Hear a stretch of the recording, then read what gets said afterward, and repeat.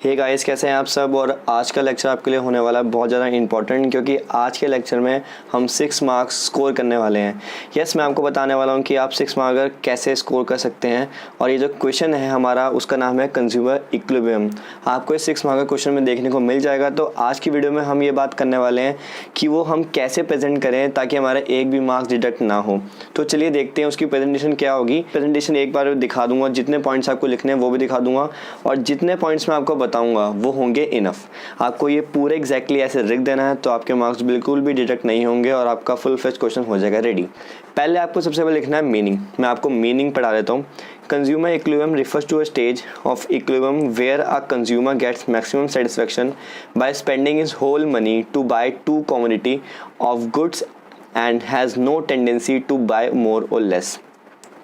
सो guys, इसमें जो main है वो है consumer gets maximum satisfaction by spending is whole money to buy two commodity and has no tendency to buy more or less. अब मैं आपको सिंपल भाषा में बताता हूँ इसका मतलब क्या होता है। ये एक ऐसी स्टेज होती है जिसमें जो हमारा कंज्यूमर होता है वो दो गुड्स को चूज़ करता है, और चूज़ करने के बाद हम मार्जिन अपॉर्चुनिटी से और हमारा जो बजट लाइन होता है उनकी हेल्प से एक पॉइंट निकालते हैं जिसको हम बोलते हैं सेटिस्फेक्शन पॉइंट। जिस पॉइंट पे हमें सबसे ज़्यादा मैक्सिमम सेटिस्फेक्शन मिलता है वो होता है हमारा कंज्यूमर इक्विलिब्रियम। इक्विलिब्रियम का मतलब ये होता है कि ऐसी स्टेज ना वो पीछे जाना चाहता है, ना वो आगे, ना वो ज़्यादा खरीदना चाहता है, ना वो कम खरीदना चाहता है। उसे उस पॉइंट में मैक्सिमम सेटिस्फेक्शन मिलती है, तो वो होता है कंज्यूमर इक्विलिब्रियम। अब हम बात करते हैं उसकी एग्जम्पशंस की। गाइस, एग्जम्पशन सबसे ज़्यादा इंपॉर्टेंट है। ये बच्चे लिखते नहीं हैं और इसी वजह से मार्क्स कट जाते हैं। आपका मैं एग्जाम पैटर्न बताऊं तो आपकी 1 मार्कर होगी तो ये 1.5 तक हो सकती है। एग्जामिशन बहुत इंपॉर्टेंट होती है, क्योंकि आप जो आगे करने वाले हो वो एग्जामिशन नहीं लिखोगे आप तो पता ही लगेगा कि एग्जामिशन क्या है क्या नहीं है। और कंडीशंस भी लिखने के बाद अगर आप एग्जामिशन नहीं लिखेंगे तो आपके आगे जो आप कॉन्सेप्ट यूज़ करने वाले हैं एग्जामिनर को पता ही नहीं लगेगा कि आप वो कॉन्सेप्ट यूज़ क्यों कर रहे हैं। अगर आप MUM जो हमारी मनी होती है उसे कांस्टेंट मान रहे हैं और प्राइस कांस्टेंट मान रहे हैं, तो यहाँ पे सब लिखा होना चाहिए एग्जामिशन में, ताकि वो एग्जामिनर समझ जाए कि हाँ इस बच्चे ने इसलिए ऐसा करा है क्योंकि यहाँ पे सब लिखा हुआ है। तो ये जो 4 जो एजम्पशन है, बेसिक एजम्पशंस है जो आपको लिखनी ही होती है। इसमें अगर आप ऐड ऑन करना चाहते हो आप कर सकते हो, आप जो भी बुक रेफर करते हो उसको देख के। तो ये जो मेन है वो आपको बता दिया। कार्डिनल मेजरमेंट ऑफ यूटिलिटी, इसका मतलब होता है, यूटिलिटी का मतलब एक तरह से होता है सेटिस्फैक्शन। कार्डिनल मेजरमेंट हमारी एक कार्डिनल अप्रोच होती है, एक होती है ऑर्डिनल अप्रोच। कार्डिनल अप्रोच में हम नंबर वाइज लेते हैं, हमारी जो यूटिलिटी आती है वो नंबर्स में आती है। और ऑर्डिनल अप्रोच जो होते हैं वो हम बाद में पढ़ेंगे, जिसे कहते हैं इंडिफरेंस कर्व इक्विलिब्रियम। जो हमें उसके थ्रू हमारा निकलता है वो होता है ऑर्डिनल, जो कि सिर्फ सेटिस्फैक्शन यूटिलिटी हमारी नंबर में मेजर नहीं हो सकती है। सेकेंड हमारा आ रहा मार्जिनल यूटिलिटी ऑफ मनी। इसका मतलब जो हमारी MUM, मतलब सिंपल भाषा में हमारी जो मनी होती है वो हम रखेंगे कॉन्स्टेंट। सपोज हमारे पास अगर 10 रुपये का बजट है, अगर 10 रुपये ही हमें A और B प्रोडक्ट को खरीदना है तो हम 10 रुपये ही कांस्टेंट रखेंगे। हम ऐसा नहीं कर सकते कि यार 11 रुपये कर दो, 12 रुपये कर दो ताकि दोनों ले लें, ऐसा नहीं। सिंप्लिसिटी के लिए यहाँ पे मनी कांस्टेंट रहेगी। कंटिन्यूस कंजम्पशन, आपको ऐसा नहीं है कि आपको रुक रुक के कंजम्पशन करनी है, आपको जो लेना है एक ही बार में लेना होगा और आपको स्टॉप नहीं करना है, वरना ये फेल हो जाएगा। रैशनल कंज्यूमर, रैशनल कंज्यूमर का मतलब ये होता है कि जो कंज्यूमर होता है वो एक साउंड माइंडेड पर्सन होता है, जिसे पता होता है क्या गलत है क्या सही है। तो एक रैशनल वो कंज्यूमर वो एक रैशनल डिसीजन ले पाए।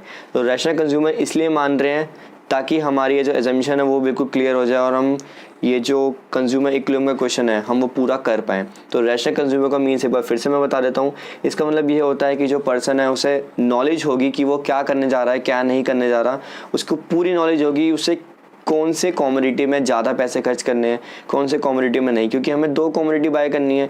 तो A या B कौन सी किसकी कितनी यूनिट्स लेगा, तो वो रैशनल कंज्यूमर को सब पता होता है, तो हमें मान के चलते हैं।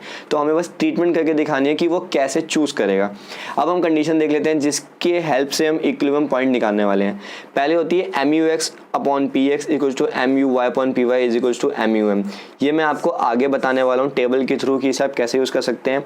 इसमें आपको बता देता हूँ आपको प्रेजेंटेशन बिल्कुल ऐसी लिखनी है। अगर आप ऐसी प्रेजेंटेशन नहीं लिखेंगे, आपने ये तो लिख दिया और यहाँ पे वेयर करके लिखेंगे नहीं कि ये सब क्या होता है, तो आपके मार्क्स डिडक्ट हो सकते हैं। MUM का यहाँ पे मतलब है marginal utility of good X। जो गुड X की जो यूटिलिटी जो सेटिस्फेक्शन मिलेगी वो MUX होगा। PX मतलब प्राइस ऑफ गुड X।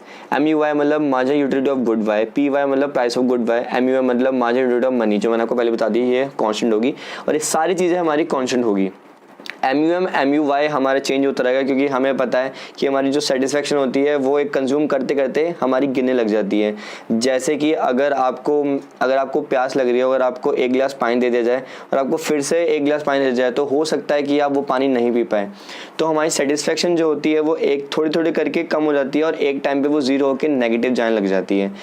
एक और एग्जांपल देता हूँ, अगर आपको भूख लग रही है तो आपने भरपेट एक बार खाना खा लिया, फिर से आपको अगर एक बार दे दिया जाए खाना खाने के लिए तो शायद नहीं कर पाएंगे, फिर भी थोड़ा बहुत खा लेंगे, उसके बाद भी दे दिया जाए तो शायद आप वॉमिट भी कर दें। तो हमारी जो सेटिस्फेक्शन होती है, जो यूटिलिटी हमें मिलती है, वो हमारी कम होती रहती है। तो ये हम आगे और देखने वाले हैं। अब हमारी दूसरी कंडीशन जो होती है वो होती है बजट लाइन, इसे हम बोलते हैं बजट लाइन। उसमें क्या होता है, PX इंटू एक्स मतलब price of good X into good X plus PY into Y price of good Y into Y is equals to M, मतलब ये भी हमारा होता है मनी पूरा। तो हमने ये उसको वे करके दिखा दिए, PX price of good Y, X utility goods, PY price of good Y, Y goods and M stand for money. तो हम आगे देखते हैं। अब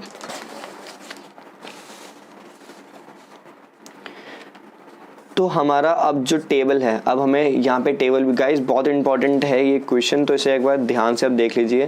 पहले हमने मीनिंग लिखी है यहाँ पे, मीनिंग के बाद हमने लिखी है एजम्पशन, एजम्पशन के बाद हमने लिखी है कंडीशंस, कंडीशंस के बाद हमने दोनों कंडीशन को एक्सप्लेन करा है, बजट लाइन की भी और जो हमारी मार्जिन यूटिलिटी की एजम्पशन है। तो नेक्स्ट हमारी जो अब होने वाले वो होने वाले टेबल। तो अब हम टेबल समझते हैं। हमने ये टेबल आपको लर्न करना पड़ेगा, क्योंकि जब भी कंज्यूमर इक्विलिब्रियम का क्वेश्चन आता है तो जनरली आपको कुछ नहीं बोला होता, सीधा बोला होता है कि एक्सप्लेन कंज्यूमर इक्विलिब्रियम और 6 मार्कर होता है।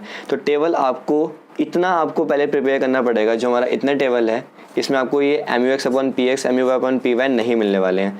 तो अभी जो आपका फ्रेश क्वेश्चन होगा वो आपका ये, आपको ये याद करना होगा और ये बहुत ईजी है, आप एक बार 2 बार करेंगे तो हो जाएगा।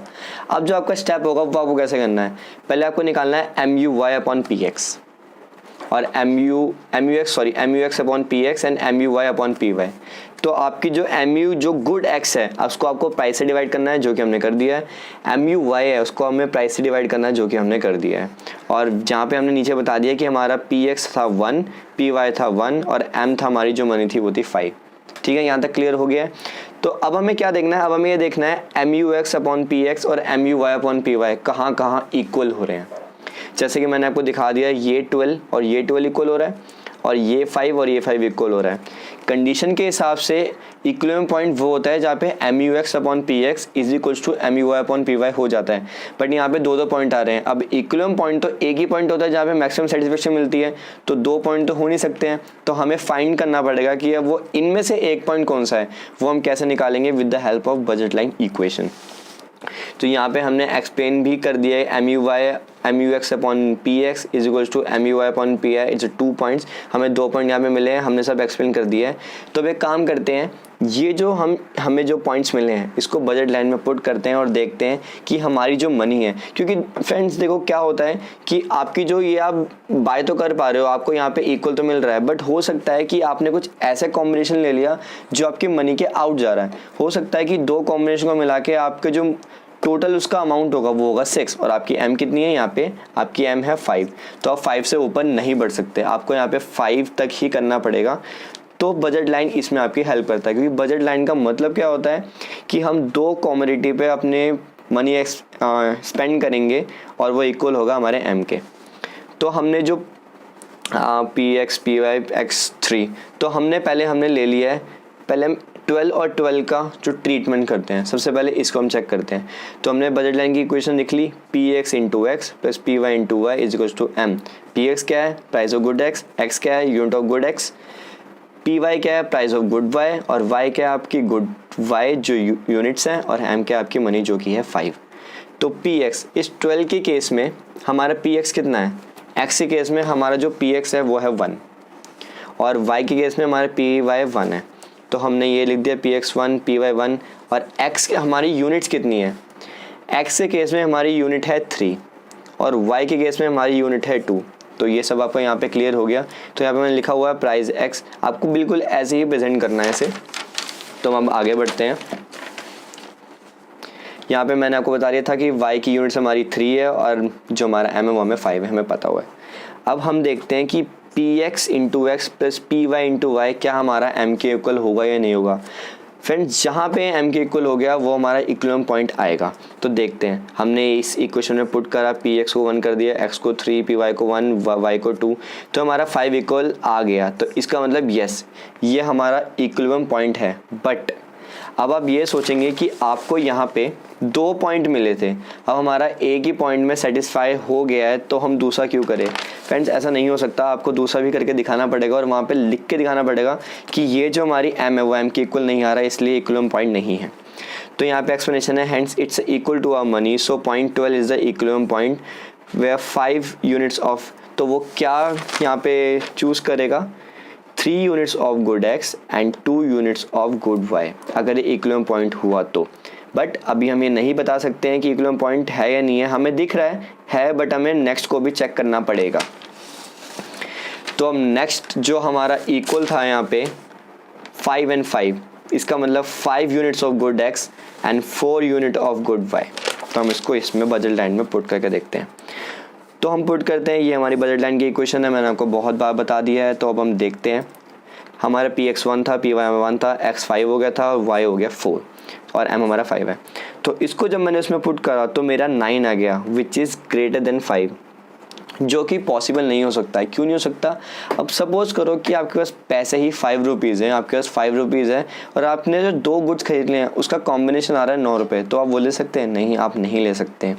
तो आप क्या बोल सकते हैं, this is not a equilibrium because 9 is greater than 5, it is not equal to our money. ये हमारी मनी कैपेसिटी में ही नहीं है, हमारे पास इतने पैसे ही नहीं है और तो हम ये कैसे खरीद सकते हैं। एजम्पशन हमने क्यों ली थी फ्रेंड्स, अगर हम 5 रुपये से थोड़ा और बढ़ा सके, मतलब हम ये सोच लें कि यार अगली बार अगले महीने में थोड़ा खर्चा कम कर लेंगे, आज एक काम करते हैं अगले महीने का जो भी स्टॉक करे होंगे उसमें से थोड़ा निकाल लेते हैं, 4 रुपये और 9 खरीद लेते हैं।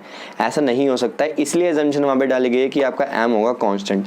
तो हमने देखा कि पहले केस में हमारा जो इक्विलिब्रियम पॉइंट है वो हमें मिल चुका था, बट हमने नेक्स्ट करके देखा क्योंकि दिखाना पड़ता है। यहाँ पे हमें पता लग रहा है कि आपका इक्विलिब्रियम पॉइंट है बट ये आपका इक्विलिब्रियम पॉइंट नहीं है। तो आप कंक्लूजन में लिख सकते हैं, yes the rational consumer will buy 3 units of good X and 2 units of good Y because it provides the maximum satisfaction and it's a equilibrium point. And 5 and 5 MUX upon PX is equal to MUY upon Y is equal to 5, जो आपको वहाँ पे show करना होगा। Consumer will not buy 5 units of good X and 4 units of good Y because it's not provide the maximum satisfaction just because of limitation of money। हमारे पास इतनी money ही नहीं है जो हम उससे सेटिस्फाई कर पाएँ। तो हमें इक्विलिब्रियम पॉइंट हमारा ये मिल गया, हमने कंक्लूजन में लिख दिया। तो फ्रेंड्स अगर आप इस तरीके से लिखेंगे, अगर आप इस तरीके से आंसर लिखेंगे तो आपके जो मार्क्स है बिल्कुल भी डिडक्ट नहीं होंगे और आपके 6 मार्क का क्वेश्चन बिल्कुल कंप्लीट हो जाएगा। तो आपको सेम ऐसे ही लिखना है और वैसे आप पढ़ लें ताकि आपका बिल्कुल क्लियर हो जाए और जो बुक आप रेफर करते हैं उसमें भी आप देख लें। तो आपको बिल्कुल ऐसे ही प्रेजेंट करना है जैसे मैंने इसमें प्रेजेंट किया हुआ था।